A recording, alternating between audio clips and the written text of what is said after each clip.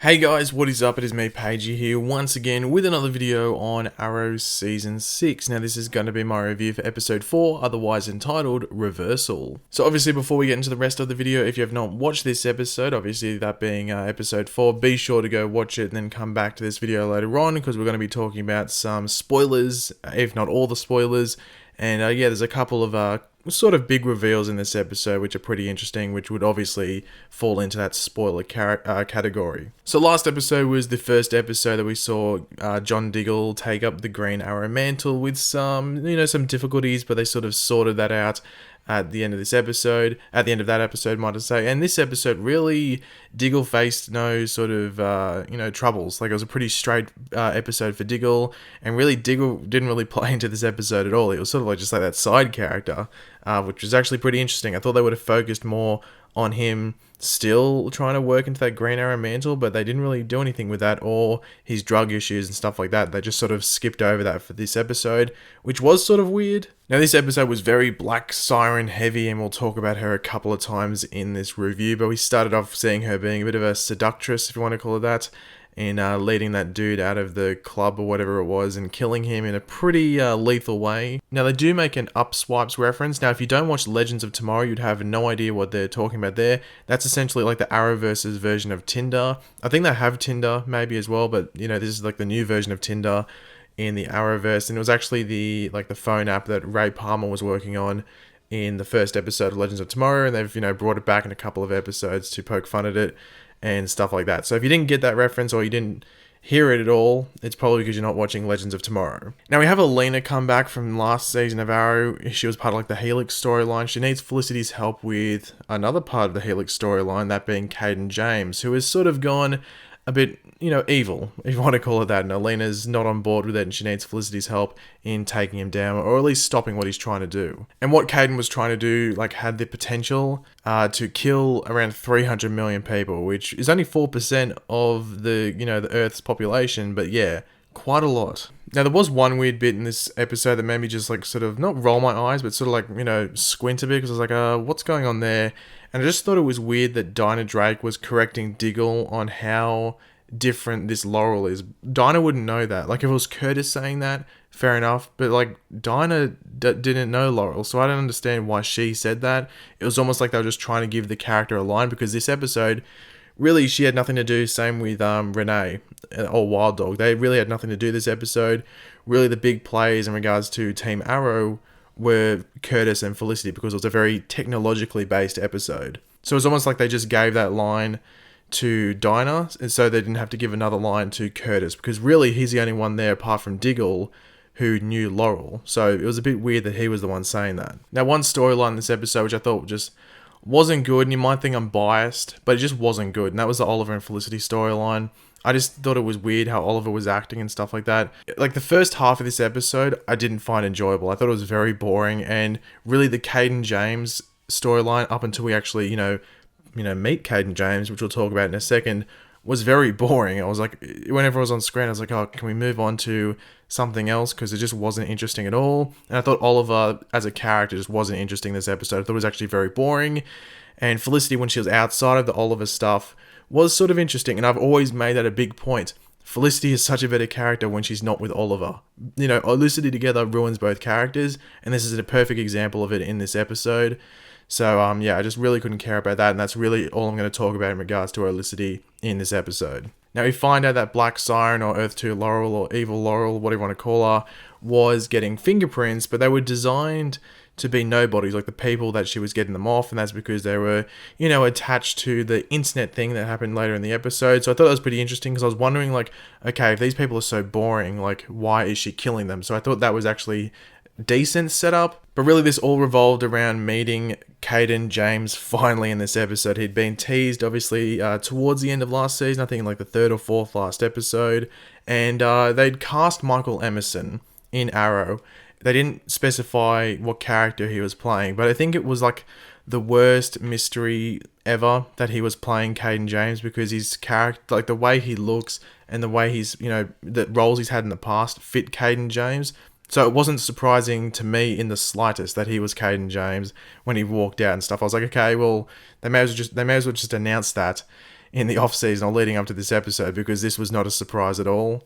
But it's great having Michael Emerson on the show. I thought he was great in this like sort of half an episode that he was in. Like he wasn't in the whole episode. He just showed up halfway through, and I'm excited to see what they do with the character of Cayden James in the future in this season, because I think Michael Emerson is a great score for the show, great actor. He's won awards for his acting and stuff like that.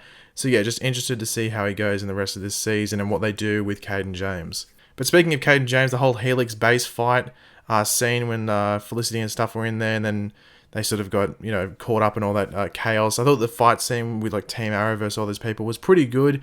The camera work was very good. There's like one bit, I think, where Curtis ran out where it didn't work. It just looked stupid. But the rest of it was really good. I really enjoyed it. But Cayden's whole plan this episode was essentially, well, at least we're led to believe, was to take down the internet. And then, once again, Dinah had a weird, I don't know what was going on with Dinah in this episode. She just didn't work. They should just not had her in this episode, apart from maybe that opening scene where they were checking the body of Laurel's first victim, because, Dinah's with the police.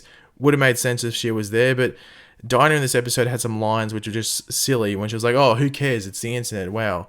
There's no internet. It's like anyone in modern day would know how important the internet is to just day-to-day life for businesses and stuff like that. Like if the internet died for even like half an hour, so much crap could go down on planet Earth. So I thought it was weird that she just made that stupid line, because yeah, like anyone with half a brain in modern day would know how important the internet is. But we also find out that Cayden actually saved Black Siren. We don't know if he specifically saved Black Siren, like went to Lian Yu and picked her up, or if he like ordered someone to go and pick her up, but we might find that out in like the next couple of episodes. So that makes sense why she is helping him, because she was saved by him, similar to how like Black Siren helped Zoom back in season 2 of The Flash, and then why she helped Adrian Chase last season. So at least you could say Black Siren is pretty loyal to the people that help her.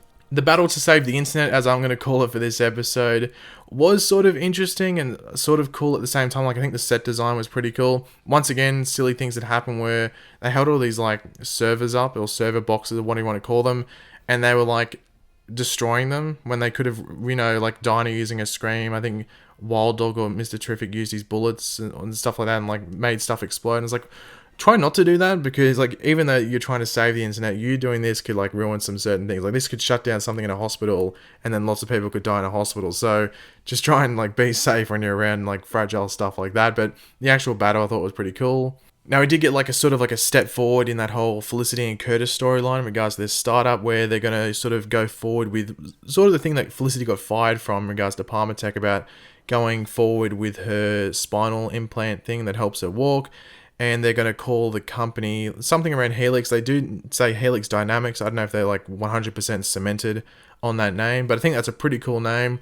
Anything that was like Smoke Technology I thought was stupid, because like it's a bit unfair to Curtis, and I don't really think like they needed to call it Smoke Technologies or anything like that. But Helix Dynamics sounds pretty cool, or anything with Helix, because I think Helix in general is just a pretty cool name just to use. Now, even though we did think that, like, Cayden had been defeated, like, Felicity had saved him, I did think it was a bit, like, weak. Like, they've been hyping up Cayden James as this, like, ultra uber, like, hacker dude, and he got taken down that easily, but we find out that Cayden actually used Felicity to take down the firewall there, so it wasn't leaving his footprints. Instead, Felicity is the one leaving her footprints there. So if they tracked it back, it would be Felicity that gets caught for it.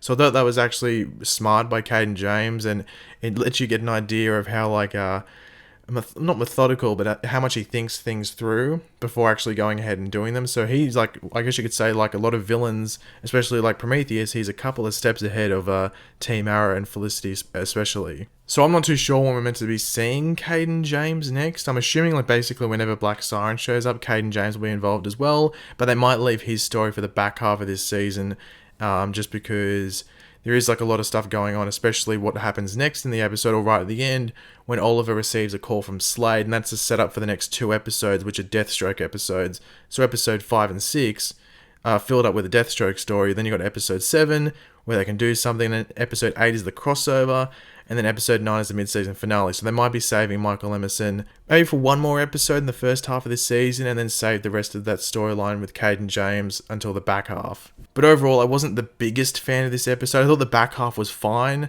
apart from a couple of scenes, mainly with Oliver and Felicity. I thought Oliver was not good in this episode at all. Not Stephen Amell's acting, I just thought the character's writing was just bad. just not a good episode for Oliver. Like, this is one to forget if you're a massive Oliver Queen fan, like myself, and I'm trying to forget his scenes from this episode. But the first half of this episode was very average, apart from the Black Siren stuff and some comedic stuff. But then the back half I thought was pretty cool. Once we met Michael Emerson, they set up what we might be seeing with him going forward in this season.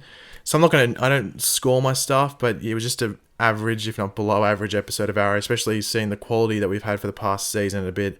It definitely dropped the ball a bit in this episode. That's just my opinion. You might think differently. But yeah, wasn't the biggest fan. But thanks for watching, guys. If you did enjoy the video, it'd be awesome if you could drop a like on the video to show support for the video, obviously, and the channel as a whole. Let me know in the comments section down below. What did you like about this episode? What didn't you like? Do you agree with me? Did you think it was a bit of a weaker episode? Maybe the first half was a bit crap and the second half just picked it up a bit. But yeah, just let me know all of your opinions down there in the comments. And of course, if you are new to the channel, make sure to subscribe. I'll catch you later, guys. Goodbye.